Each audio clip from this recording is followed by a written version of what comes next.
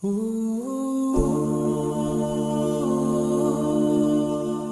الله الرحمن الرحيم. الحمد لله رب العالمين، والصلاة والسلام على إمام المتقين وقدوة الناس أجمعين وعلى آله وصحبه والتابعين. أما بعد، السلام عليكم ورحمة الله وبركاته. Hürmetli ustazlar ve qarindoshlar, bugünkü dersimiz büyük söygü, yani hubbul azim. Allah'ın söygüsüge erişiş degan dersimizning ikinci bölümü. Allah'ın söygüsüge bizni eriştirdigan amillar. Allah'ın söygüsüge eriştirdigan yoki Allah'ın söygüsü hosil bo'ladigan amillar bir qancha turlik bo'ladi. Buning eng kattasi manfaatli bo'lgani va eng buyuk bo'lgani foyda jihatda Allohga yiqilish jihatda atdiganda kechda har vaqt Allohning kitobi bo'lgan. Alloh subhanahu va taolo payg'ambarimiz sallallohu alayhi va sallamga vahiy qilgan, payg'ambar alayhisalom ummatiga vasiyat qilgan Qur'oni Karimni lozim tutish kerak. Birinchi amil Qur'oni Karimni lozim tutishdan iborat. Ummatning nijot tepishi, qozonishi faqat Qur'oni Karimni tilovat qilish, uning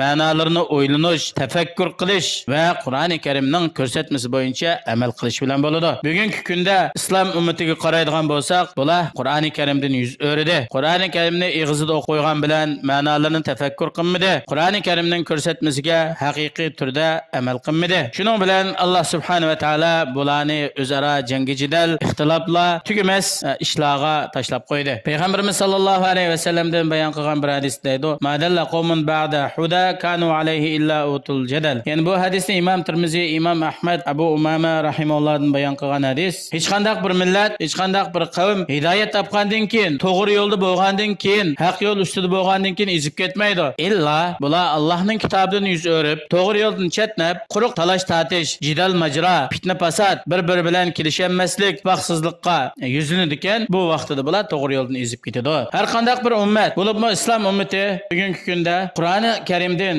payg'ambar alayhisalomning sunnatlaridan, mayli bugun bo'lsin yoki keyin bo'lsin yoki ilgari bo'lsin, Qur'on hadisning ko'rsatmasidan, islomiy ta'lim prinsiplaridan, islomiy esillikdan yuz o'rgan vaqtida ularning o'ltirdigan so'rovlari quruq foydasiz gap so'zlar, hech qanday manfaat yo'q, yo dunyoga foydasi bo'lmaydigan, yo oxiratga foydasi bo'lmaydigan quruq so'rovlar ko'p bo'ladigan, ammo Qur'on sunnat dars qilinmaydigan, Qur'on sunnatninki ta'limotlardan foydalanmaydigan, ilm tahsil qilinmaydigan bunda holat yashaydi ekan, bular xorliqqa yuzlanadi. Har qanday ummat o'zininki ilm, madaniyat, saqofatini Qur'oni Karimninki g'ayridan o'rganadi ekan, bu ummatning aqli yo'q bo'ladi va bir fikr, tafakkur bo'lmaydi. Bu ummat uchun izzat, shon sharaf bo'lmaydi. Shuning uchun ilgirki davrlarda, ya'ni islomning dastlabki davrlariga qaraydigan bo'lsak, u vaqtda yashaganlar Qur'on hadisga ching esilib, butun kuchi bilan Qur'on hadisning ko'rsatmasi bo'yicha amal qilganlikdan bular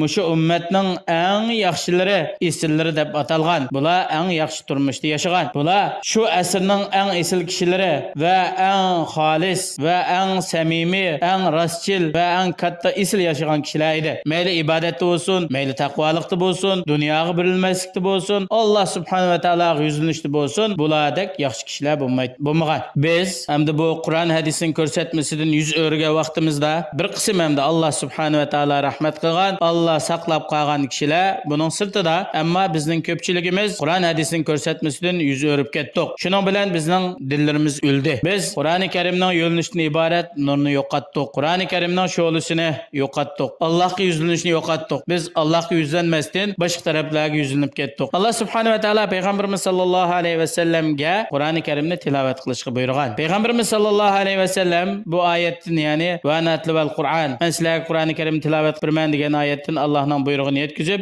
kishilarga Qur'oni Karimni tilovat qilib bergan va ma'nolarini tushuntirib bergan. Qur'oni Karim bilan tilovat qilish bo'lganlikdan islomning dastlabki davrlarida, ya'ni islom dinini yangidan o'tirib qo'ygan vaqtlarda hadisni yozish cheklangan. Nima uchun desa, kishilar Qur'onni yozishdan mashg'ul bo'lib qolmasin deb hadisni esida saqlaydigan, Qur'oni Karimni har xil, ya'ni topgan narsalarga yozib oladigan, mana hadisni yozishga ruxsat qilgan. Musulmonninki, ya'ni faxr faxrlanishiga arziydigan, faxrlanadigan ish qaysi desa, islomda duch kelgan sinoqlar bilan faxrlansa bu faxrlanishga arziydi. Ya'ni o'zini islom yo'liga atganligi, islomning xizmati va mushridinning xizmati uchun sinoqlarga, mushaqqatlarga duch kelganlik bilan faxrlansa, la ilaha illalloh degan islom bayrog'ini, Allohning shuarini ustun qilaman deb sinoq uchirgan bo'lsa, bala musibat uchirgan bo'lsa, buningdan faxrlansa bo'ladi. Ammo o'zininki nasabi, oila, jamoati kelib chiqishi bilan va o'zininki oqtanlik yoki qoratanlik irqiy tarafi bilan yoki millat tarafi bilan ya o'zining qon amal mansibi, yuz obro'yi, qilayotgan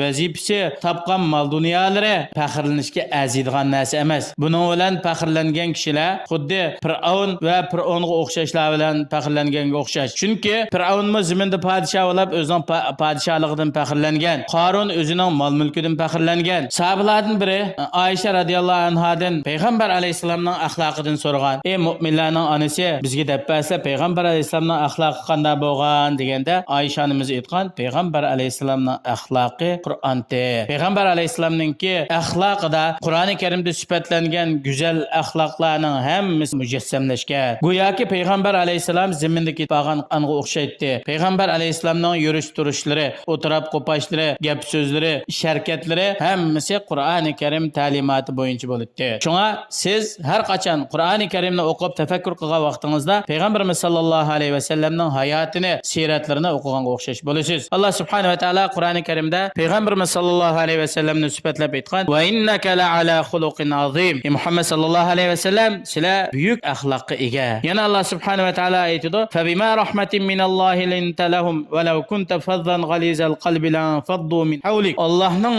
rahmati bilan sen ularga nayt muloyim bo'lding. Atrofdagi sahobalarga, qishinga kelgan mu'minlarga nayt muloyim bo'lding. Farzan sen muloyim bo'lmasdan, qo'pol, diling qattiq, muomalang nachar manda bo'lgan bo'lsa, bular sening atrofingdan tarab ketdi. Atrofingda hech kim qolmaydi. Ammo sen nayt mehribon, kuyimchan bo'lganlikdan sahobalar sening atrofingga to'plashdi. Yana Alloh subhanahu va taolo payg'ambarimiz sollallohu alayhi vasallamni sifatlab deydi: "Xuzil afwa va'mur bil urfi va arzanil jahilin." Afuchanlikni tutqin. Sen atrofingdagi kishilarni imkon bor afu qilgin, yaxshilikqa buyurgin. Nadon, jahil, bilimsiz bunday kishilar bilan takallashma, ulardan yuz o'rgin. Yana Alloh subhanahu va taolo Qur'oni Karimda: "Laqad ja'akum rasulun min anfusikum azizun alayhi ma anitum harisun alaykum bil mu'minina raufur rahim." Haqiqatan sizlarga sizlarning ishinglardan, o'zinglardan, o'z qabilanglardan sizlar biladigan, ota-bobosini biladigan, kelib chiqishini biladigan shunday bir payg'ambar keldi. Bu payg'ambar sizlar tatiyotgan jafo mushaqqat o payg'ambarga nayt ig'ir keladi. Sizlarning mu'min bo'lishinglarni bak yaxshi ko'radi, iris bo'ladi. Bu payg'ambar nayt mehribon, kuyimchan, shafqat payg'ambar. Payg'ambarimiz sollallohu alayhi vasallam